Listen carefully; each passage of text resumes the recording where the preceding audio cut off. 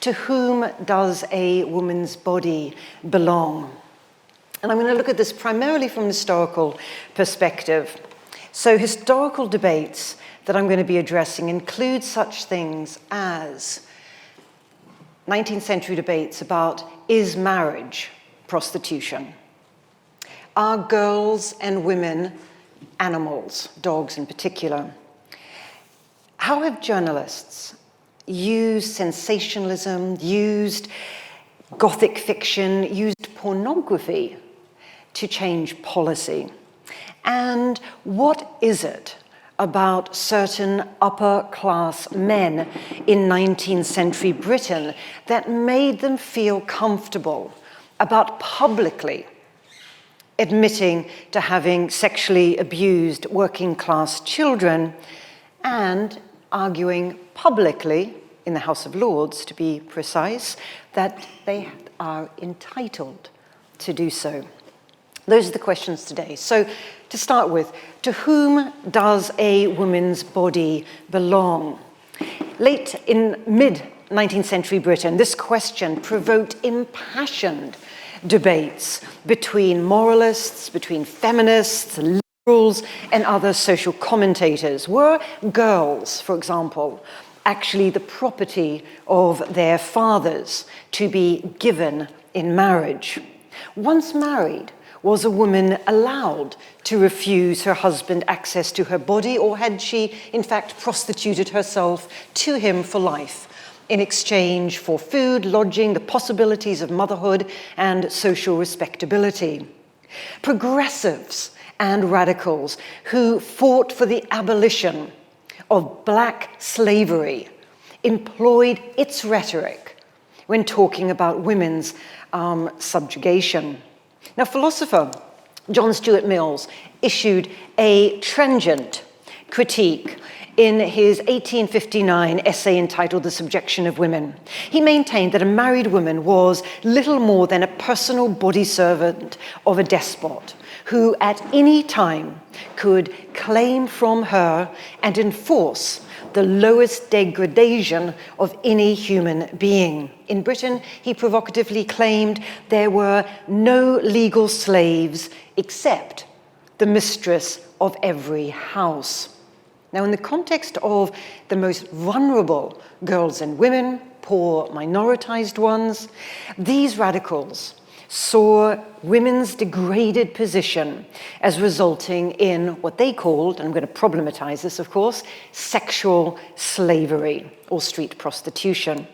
Now, these heated denunciations of the oppression of women peaked with the passing of the Contagious Diseases Acts, 1864, 1866, 1869. Now, what these acts did was that they allowed policemen in certain designated towns to take any woman they suspected of prostitution before a magistrate who could then order her to be intimately examined for evidence of sexually transmitted infections.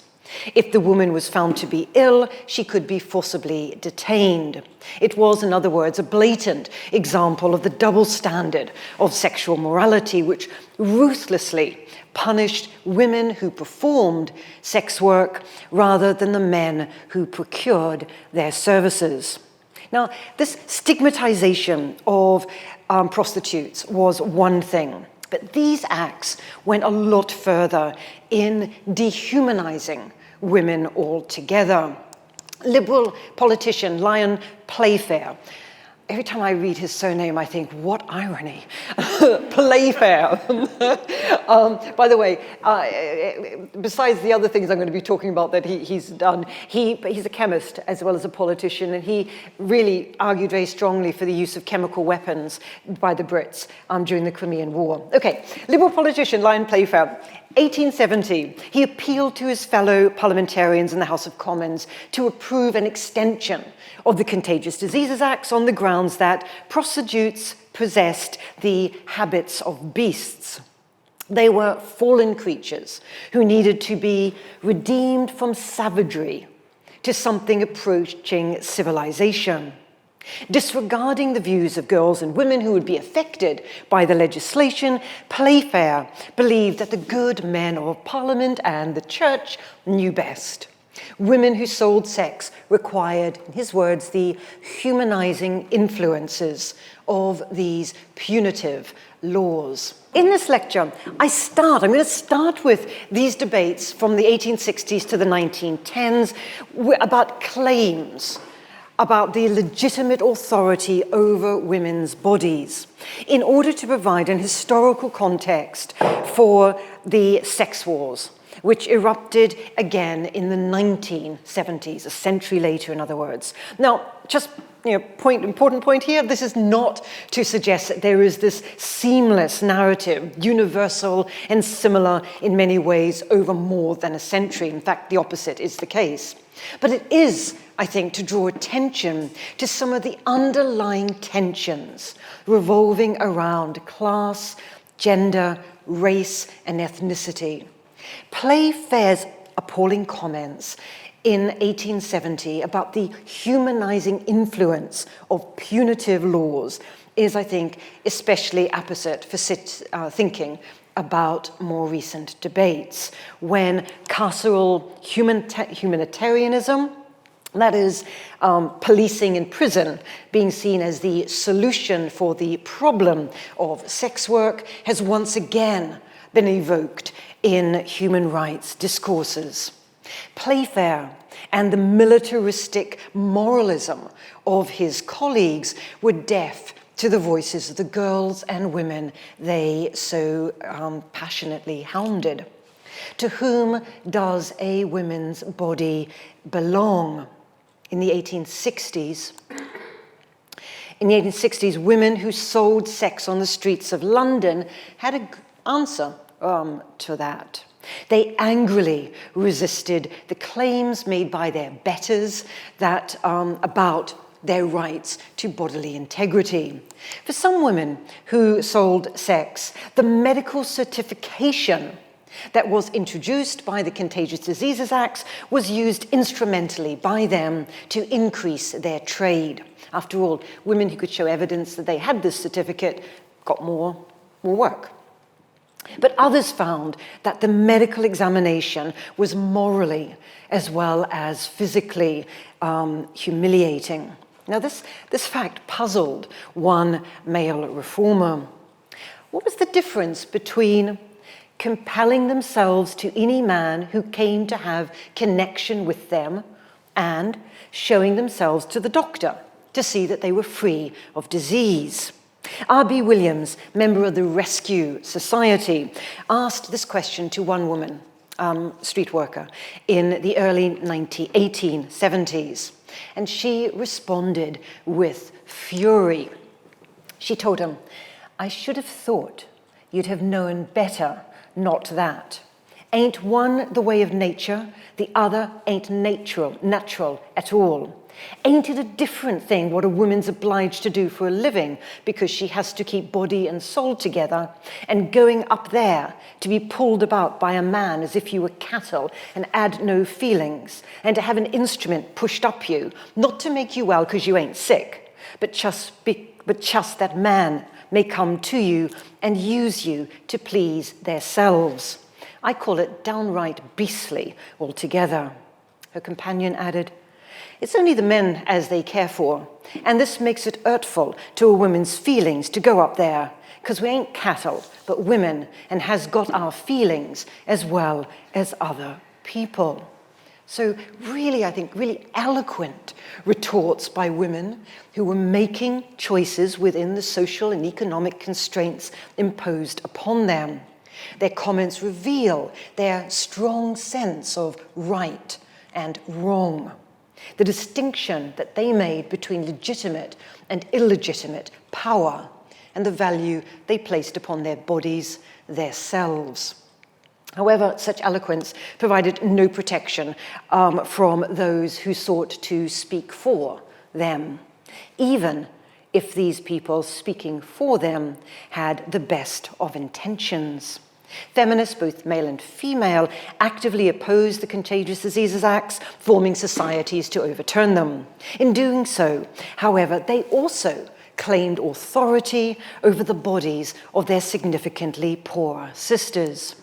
As their journal, The Shield, explained, the Association for the Repeal of the Contagious Diseases Acts was the equivalent to the Society for the Prevention of Cruelty to Animals. Both societies were required to interfere for the protection of dumb creatures who cannot protect themselves.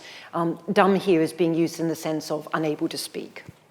Or, as Josephine Butler, the leading activist in the movement to repeal these acts, succinctly put it, the poor creatures cannot tell.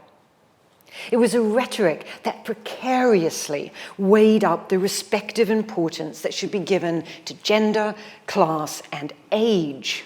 On the one hand, the acts were seen as evil because they potentially treated all women as if they were animals, bypassing free will, forcing them to undergo compulsory medical examinations, and if found to be ill, quarantined, or subjecting them to a physical, that's the animal one, and or social, women, death.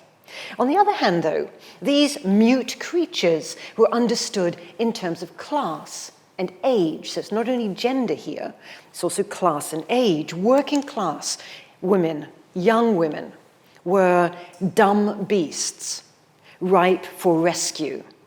The middle class, older women reformers had a voice, and they, of course, were the humanity towards which these working class girls and women should aspire.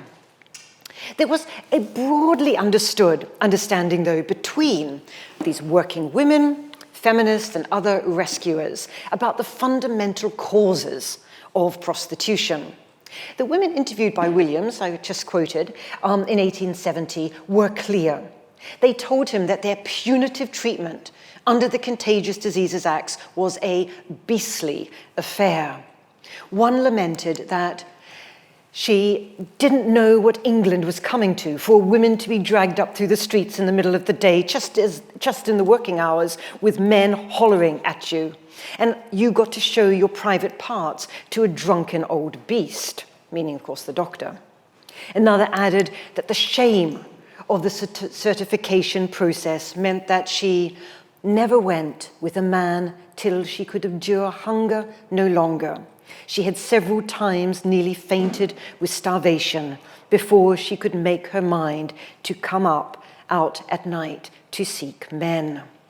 It was an argument that was actually accepted by Butler. In a speech she gave October 1874, Butler observed that underprivileged women were forced into prostitution because they had been denied full employment opportunities and would not otherwise be able to feed their families. Criminalizing these women without reforming employment practices could only harm them and their dependents. Butler also harnessed the rhetoric of animal protection societies, which were closely allied to societies for the protection of children and other progressive causes. Butler compared the treatment of women in the sex trade to the way sentimental naturalists treated dogs. Dogs had a powerful maternal instinct, Butler contended, and on freezing winter nights, like today, those maternal instincts meant that the dog would tear off its fur for the protection of its young.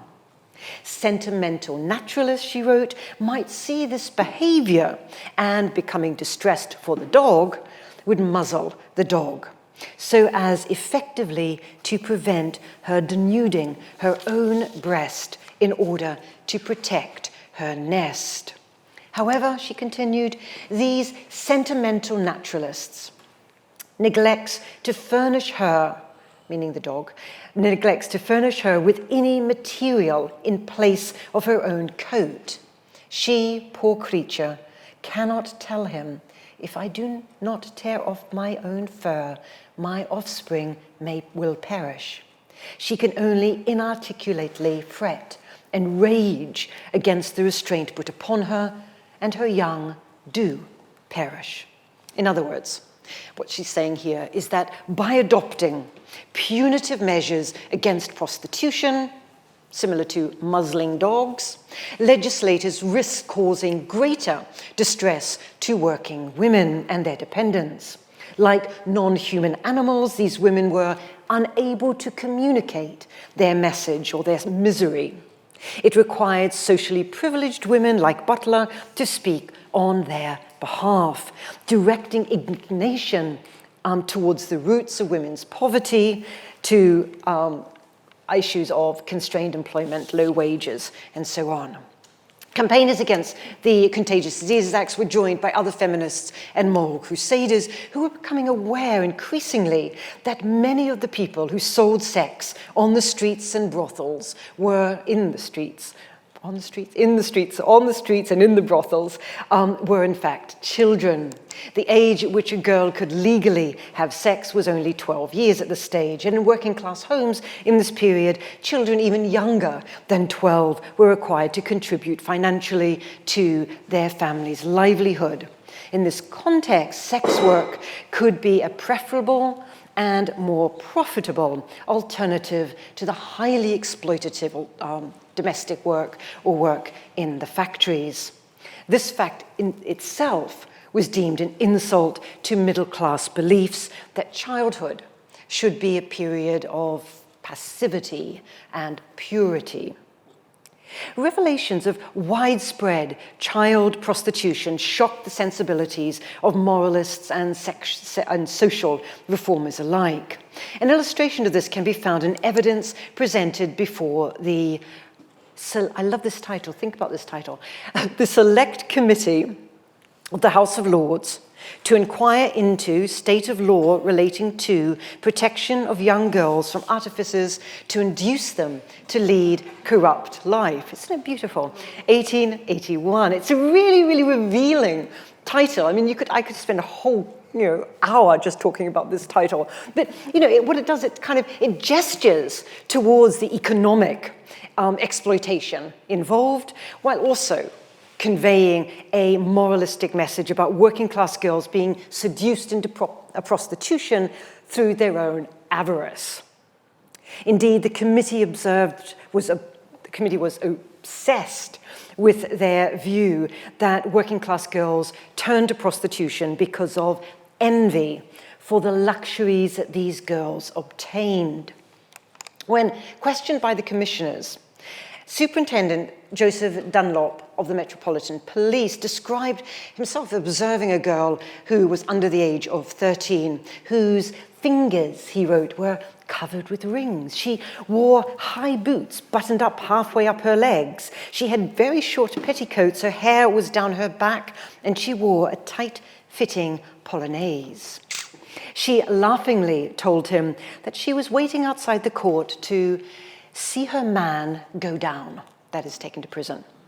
Dunlop contended that the two people were living in sin and that she was assisting in keeping him through prostitution. This image of the girl child who laughed and enjoyed the luxuries of sex work through sex work offended the sensibilities of those lobbying to increase the age of consent, since it kind of suggested that the girls might not be as in need of rescuing as they had imagined. But girlish innocence was, rhetorically at least, restored in 1885 when Butler met up with William Stead, the editor of the Pall Mall Gazette, and convinced him to write a series of articles about white slavery, or the forced trafficking of white English girls into sex work. Stead went undercover in the trafficking trade for a month, and over a series of weeks in 1885 drip-fed the British public with lurid stories of young girls drugged, raped, trafficked into sex work in the UK and in Europe. Under the title, The Maiden Tribute of Modern Babylon, London was transformed into the Cretan labyrinth of Greek myth, into which every 9 years the ancient Athenians sent 7 virgin maids as a sacrifice to the Minotaur. According to Stead, the only difference was that in his time, wealthy men were demanding not 7 maidens only, but many times 7, served up as dainty morsels to minister to the passions of the rich. In grisly prose, he described young girls who had been snared, trapped, and outraged, either when under the influence of drugs or after a prolonged struggle in a locked room. These girls' shrieks of torture is the essence of their, rich men's, delight. And they would not silence by a single note the cry of agony over which they gloat. He then describes how he posed as an immoral man and bought a 13-year-old girl named Lily Armstrong on the pretext of raping her. His account on the 6th of July, 1885, concluded with Lily Armstrong being taken to the brothel, and the sensationalist and semi-pornographic tale concluded with these words.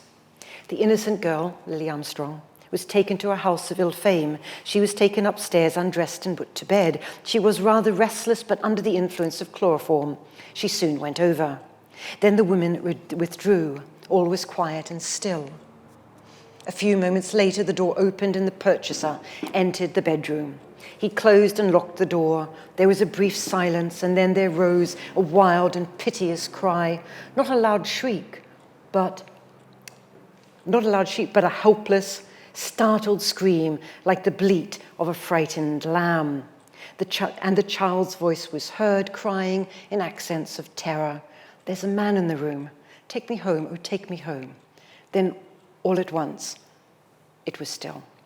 So this here was just pure Gothic fiction and Victorian pornography masquerading as journalism. It encouraged a tidal wave, quite literally, tidal wave of similarly sensationalist journalism, fiction, and purported first-person accounts using the moralistic framing of white slavery to titillate readers, but also to evade the censor. Stead achieved his aim, although he was sentenced to 3 months in prison, on charges, this is interesting, on charges of abduction and indecent assault. Why was he charged? He was charged because he had failed to ensure that Lily Armstrong's father consented to his subterfuge. In other words, who owns the girl's body? It's the father. But the Maiden tribute to modern Babylon created a scandal. On the one side, there were these really powerful figures who were virulently opposed to any curtailment in their sexual access to young girls and women of the working classes. As Lord Oranmore and Brown in the House of Lords. That's what he's saying in the House of Lords, 1884. He said he believed that there were very few of his lordships who had not, when young men, been guilty of immorality. He hoped they would pause before passing a clause within the range of which their sons may come. He would ask them whether their class was so desperately moral that they were entitled to insist upon all people being moral. The more they attempted to prevent the indulgence of natural passion, the more they would force unnatural crime. In other words, rich men were entitled to free access to the bodies of poor girls and women. If denied, they might turn to the unnatural vice of homosexuality. This was one answer to the question of who owns the woman's body. But on the other side, we've got something very different happen. His focus on the innocence, naivety of young working class girls, in contrast to the vicious assertion of sexual entitlement by aristocratic and upper class men, generated fury amongst a broader public. Around 20,000 people demonstrated in Hyde Park demanding changes to the age of consent. And as a result, the Criminal Law Amendment Act of 1885 was passed, raising the age of consent of girls from 12 to 16 years. The act had the effect of dramatically increasing police powers over working class girls, boys who were also sexually exploited, that's another talk, and women. Further, it had sex between consenting adult men made a criminal offense. And of course, homosexuality, consensual, remained a criminal offense for another 82 years. The act was a classic example, though, of punishing sex workers rather than their clients. Brothels were forcibly closed, prostitutes were harassed, they were forced out of their homes and into lodging houses where they were more vulnerable to abuse. Male pimps became increasingly necessary if girls and women were to continue in sex work. As historian Judith Wojcicki argues in her landmark article entitled Male Vice and Feminist Virtue, and if you only read one article on this, this is the one, you can get the reference in the published version. She wrote, "The 1885 Act drove a wedge between prostitutes and the poor working class community. It effectively destroyed the brothel as a family industry and a center for a specific female subculture, further undermining the social and economic autonomy of prostitutes and increasingly rendering them social outcasts." Campaigns against the Contagious Diseases Acts and child prostitution are interesting, I think, for a great many reasons, but I'm going to focus on 5. First, the literature generated by the two movements reproduced time and again a formulaic, gothic, sexualized, semi-pornographic plot. They typically invoked a naive, virginal white girl or young woman being wooed by a foreigner, Jewish, Italian, Greek. She's drugged with wine, beer, ether, chloroform. When she retains consciousness, she is locked in the bedroom of a brothel. Later that night, a male stranger enters and rapes her. She cries. Forever onwards, the victim is fallen, unable to free herself from being trafficked to numerous men. Such formulaic tales led feminist Teresa Billington-Greig to exclaim in her 1930 article entitled "The Truth About White Slavery" that the tales must strain the credibility of the most willing believer. She observed that the girls and women reportedly trafficked were portrayed as impotent and imbecile weaklings incapable of resistance. Why weren't more of these male abusers brained with fenders or injured with chairs, pictures, or other articles of furniture?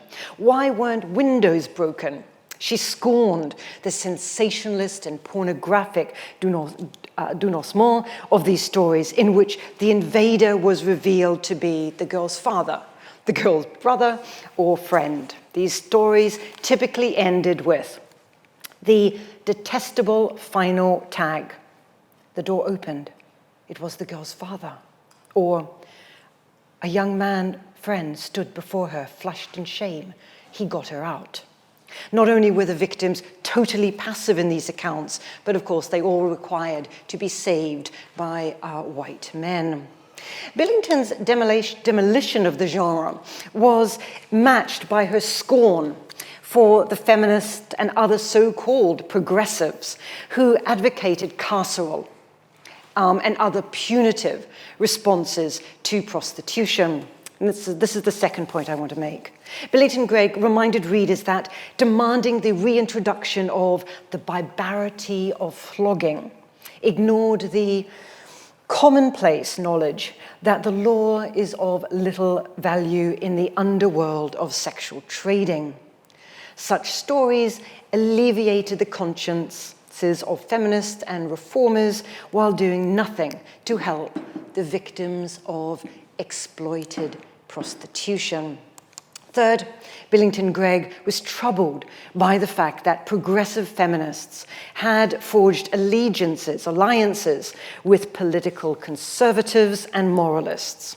And this she saw as evidence that they were just as interested in controlling sexuality of working class women as they were in alleviating issues of deprivation.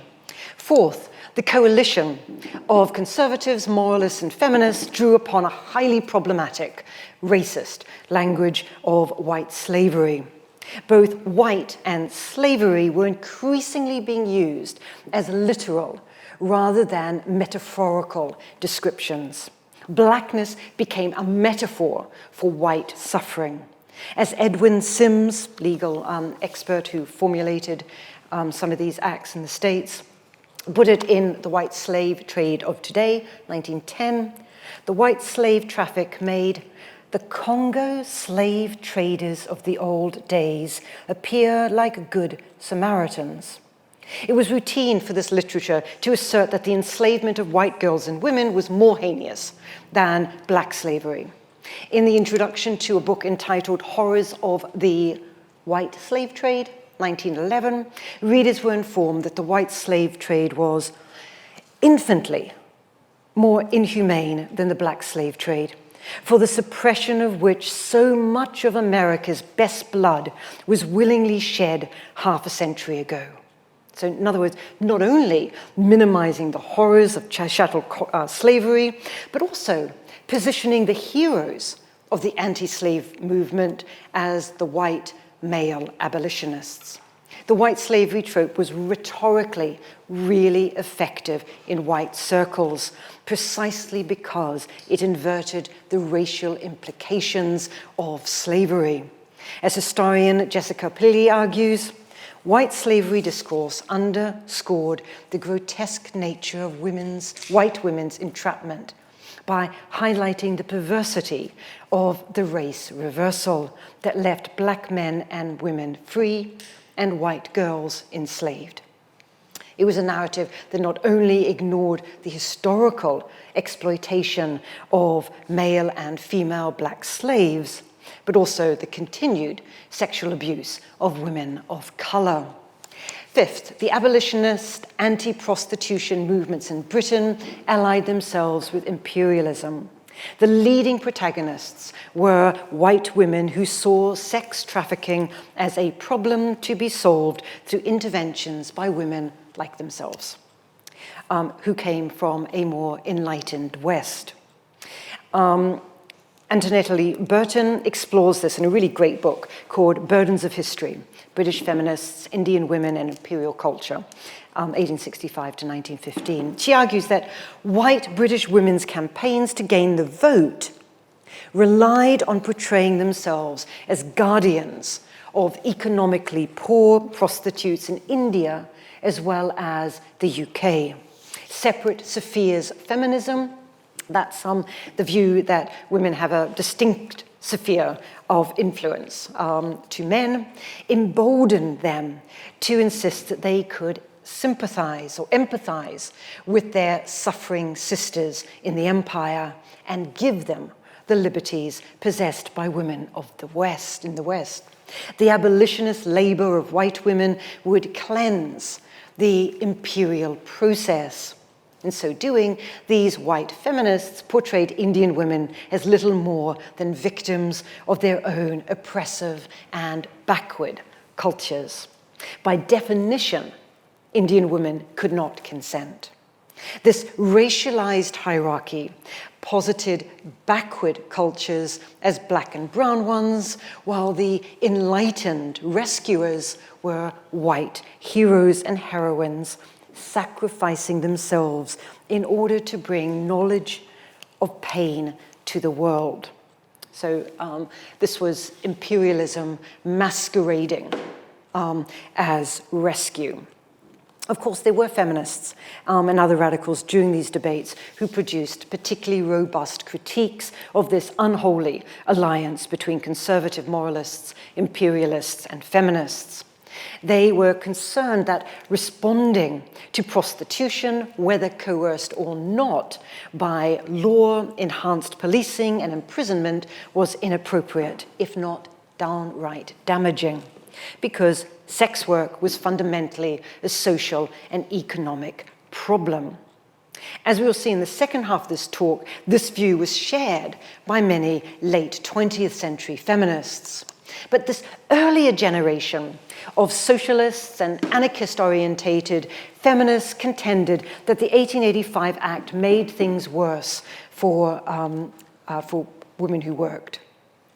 Eleanor Marx, the youngest daughter of Karl, reminded the authors of the legislation that laws are not applied equally.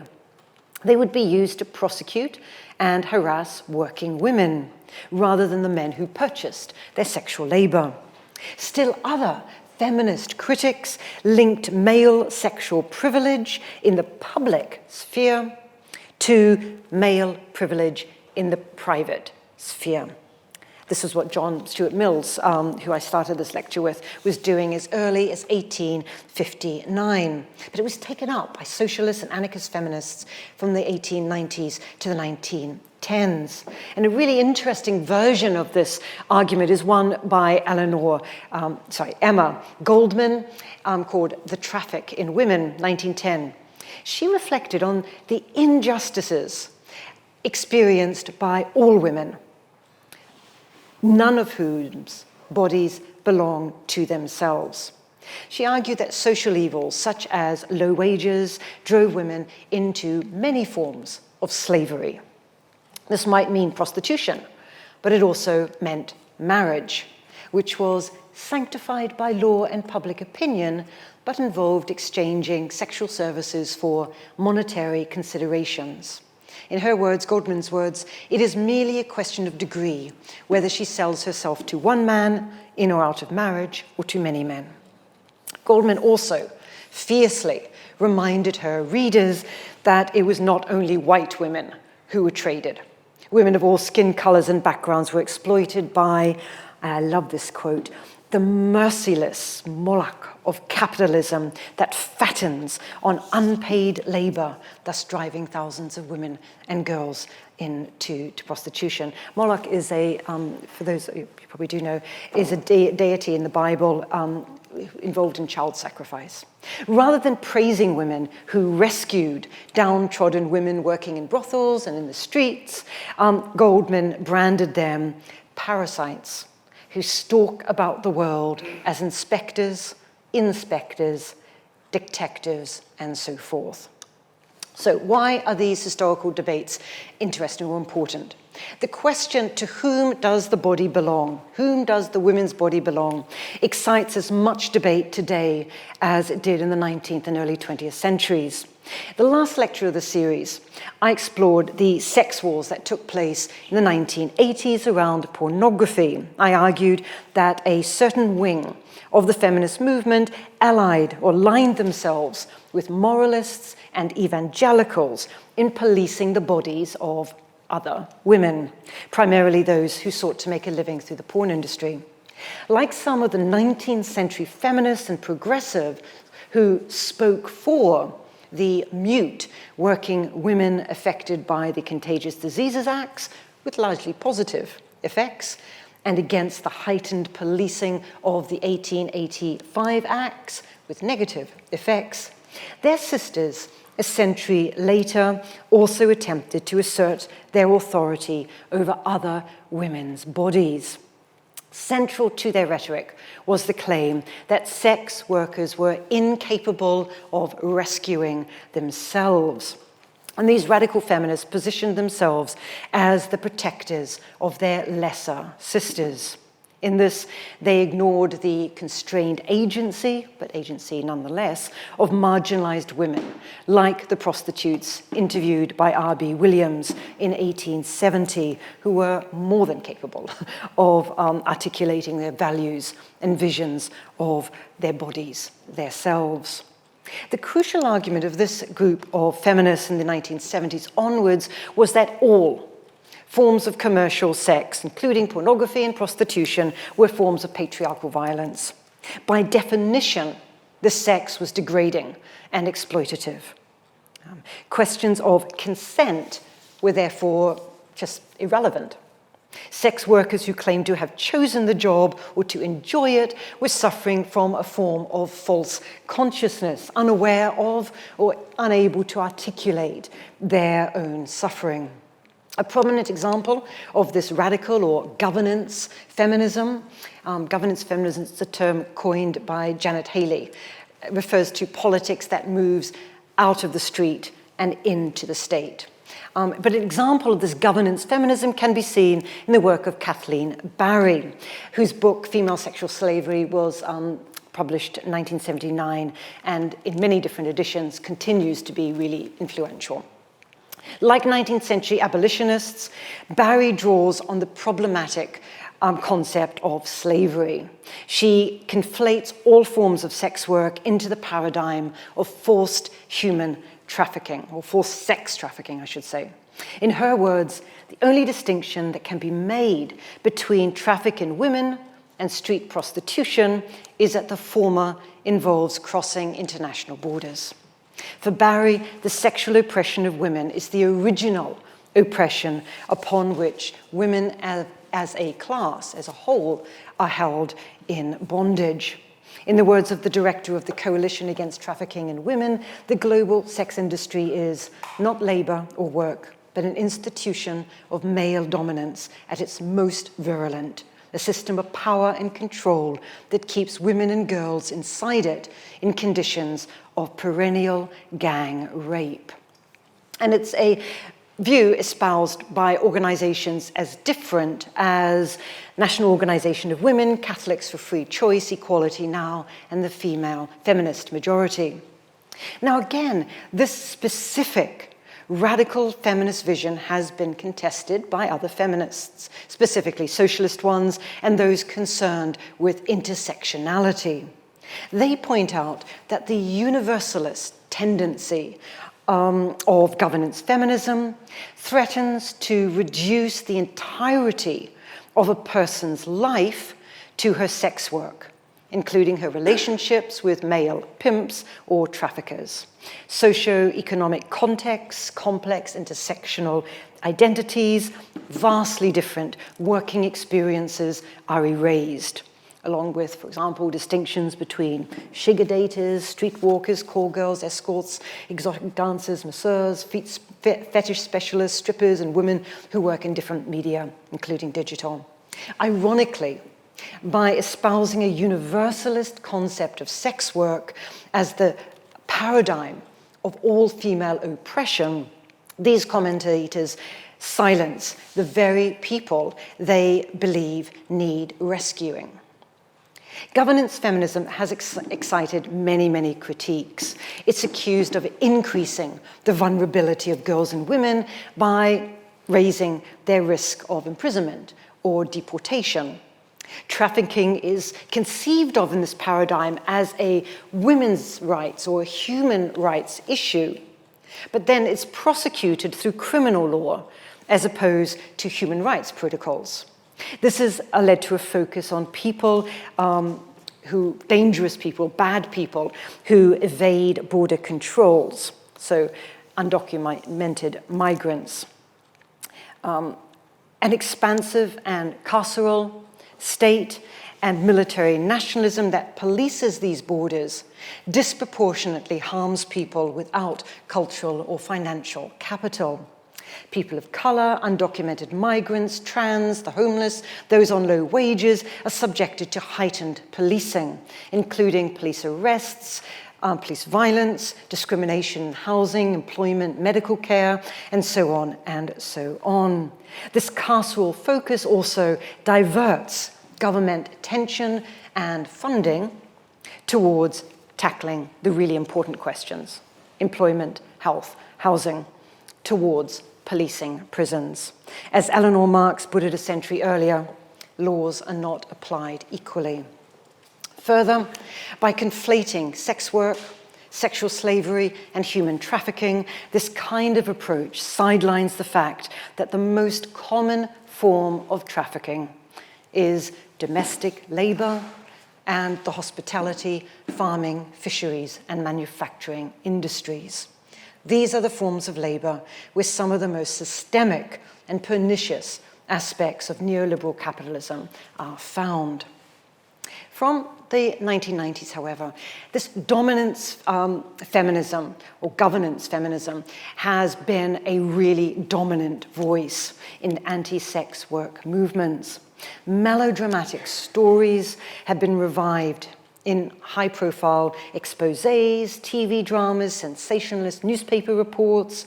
Evangelicals have teamed up with feminists to fight the evil, fusing questions of morality, the family, and human or women's rights. Within this paradigm, distinctions are made between good and bad victims. As with the debates in the 1880s about prostitution, there are innocent victims, the gullible, naive Lily Armstrong, who are deserving of rescue. Then there are these kind of undeserving ones who are agetic, use their agency with the options available to them, and sometimes even take pleasure in their job.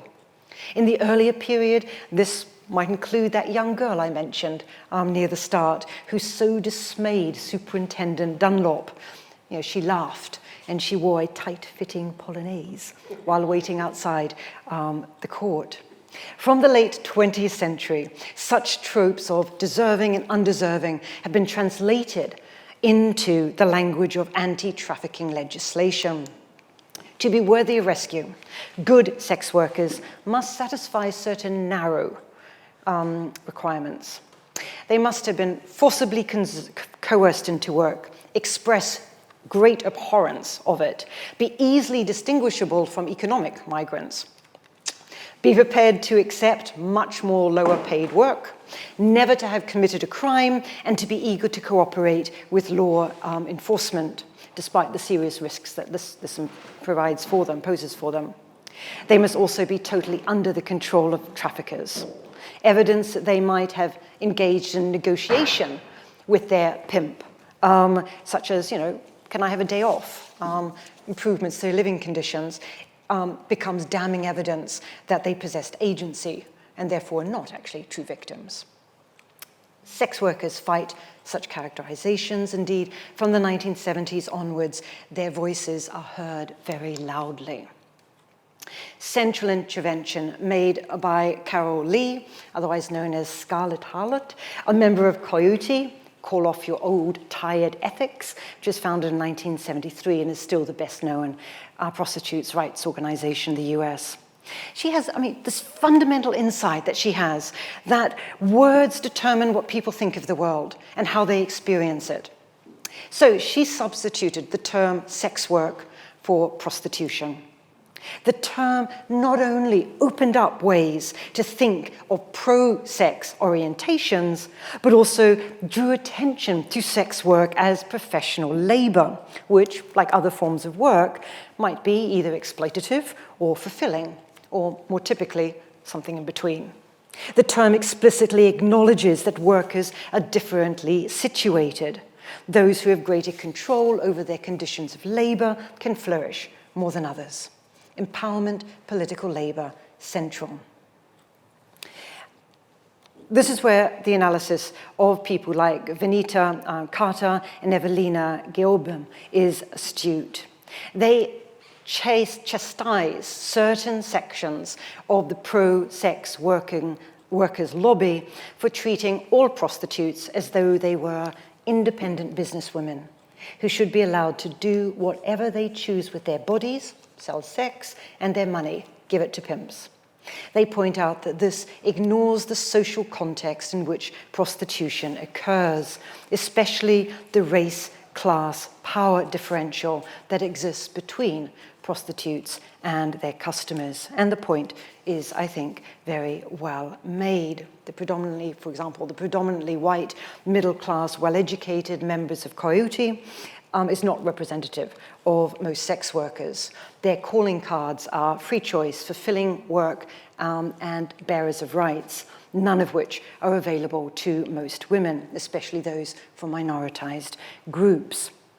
But sex workers throughout the world have been active in forging these communities where they can access medical and legal advice.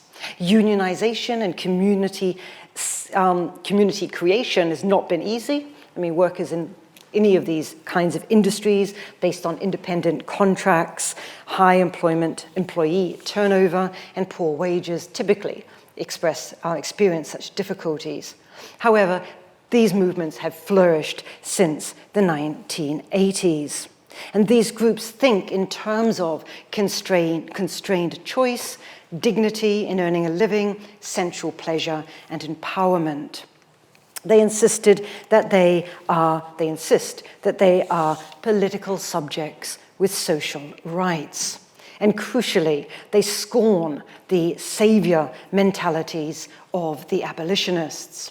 It's no coincidence that the most trenchant critiques were formulated by third world feminists who, multiply oppressed by global capitalism, first world militarism, and white carceral feminism. An example is the first National Conference of Sex Workers, 1997. Took place in Calcutta, more than 300 delegates.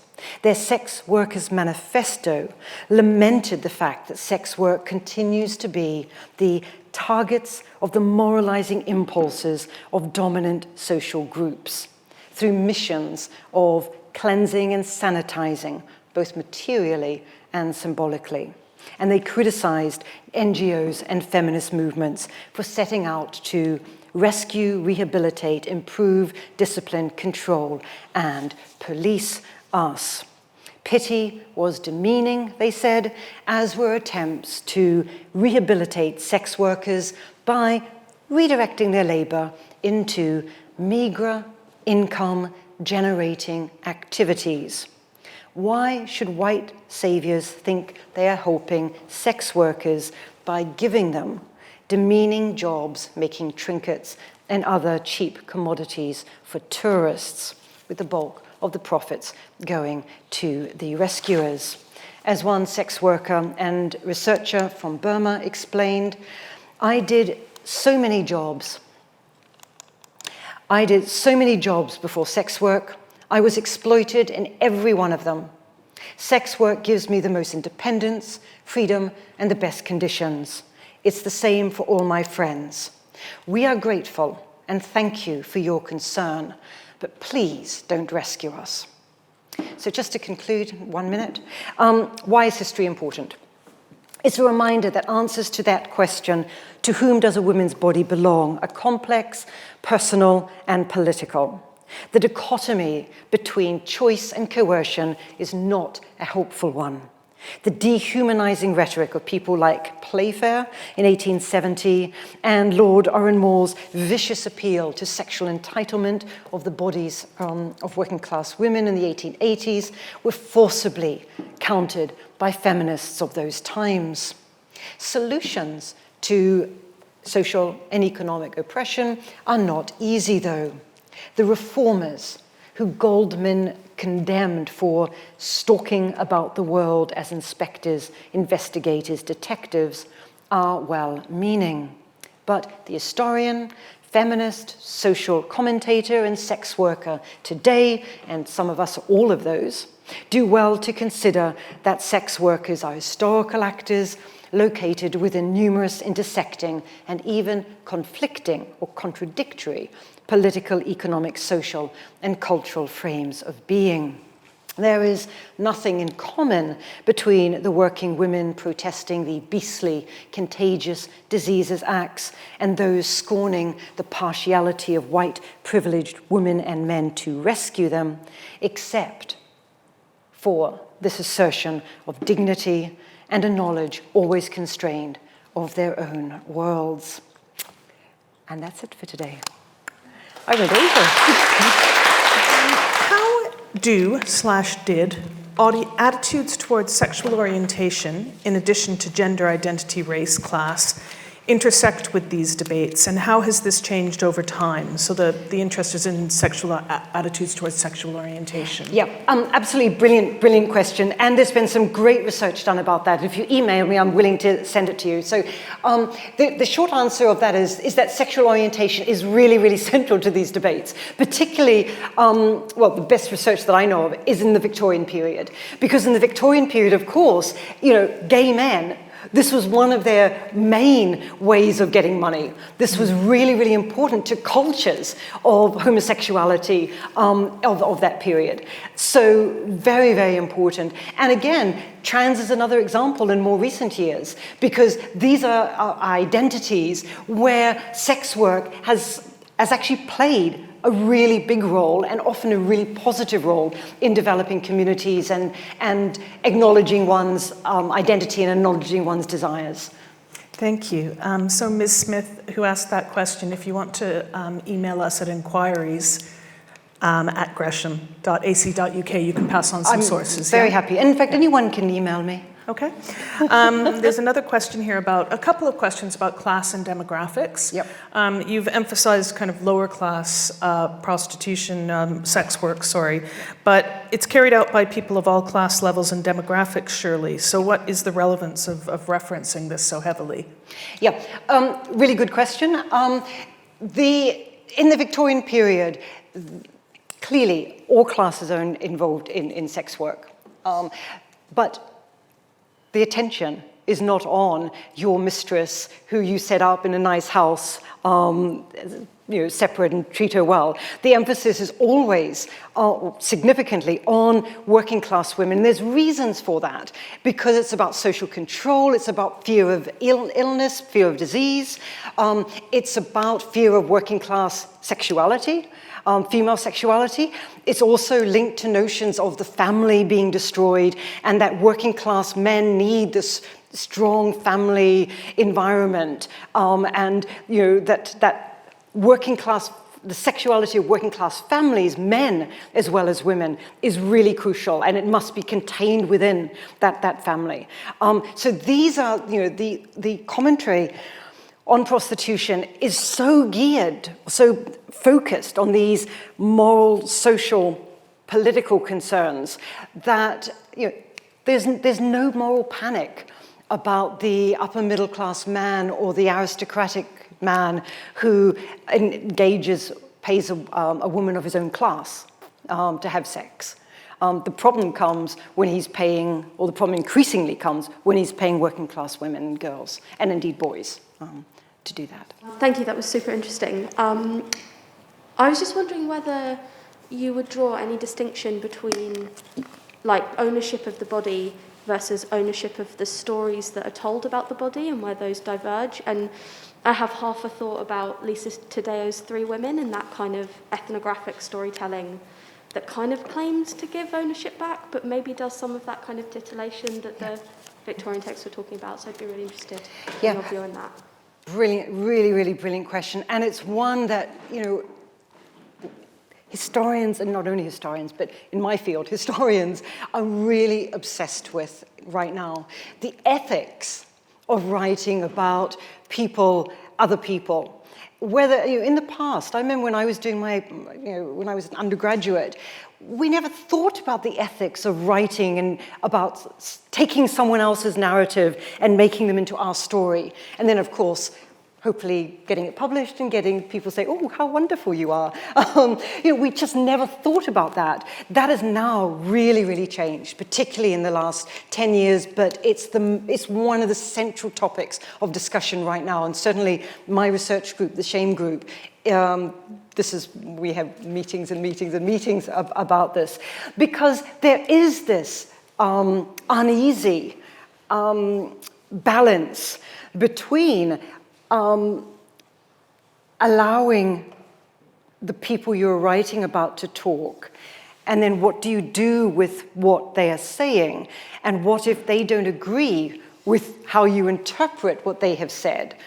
And these are huge questions, and I don't have an answer for those. I think where we are right now is acknowledging that issue and that problem and problematizing it and being very upfront about what we are actually doing when we take the words of a working class person who's dead now and can't talk back, and then we make it into a story that, I hope that she would like the way I'm using her words. And I think very often about that. Incidentally, I don't think very often about what Playfair would think about the way I use his words, but that's just another point. I think it's that power imbalance that makes the problem, creates the problem for the historian. You mentioned race, class, and economics in the 19th century over prostitution.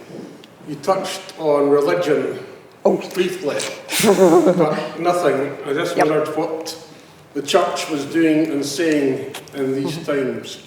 Yep, I can answer that very quickly. When I am talking about the political moralists or conservative moralists, they are the church. They're not only the church, but that's where most of the church is involved. That's where they are.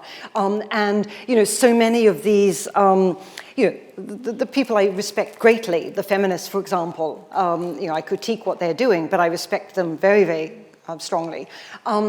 But so many of them are actually part of very strong religious movements. The evangelicals I talk about, these are people who really are intervening in these big movements against sex work for reasons that are very varied.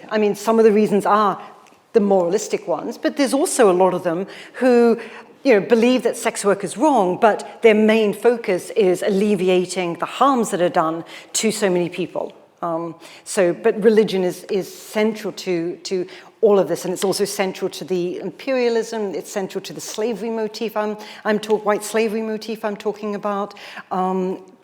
These movements are full of it. Well, Professor Bourke, thank you very much for a really interesting and thought-provoking lecture. And please join me in thanking the professor.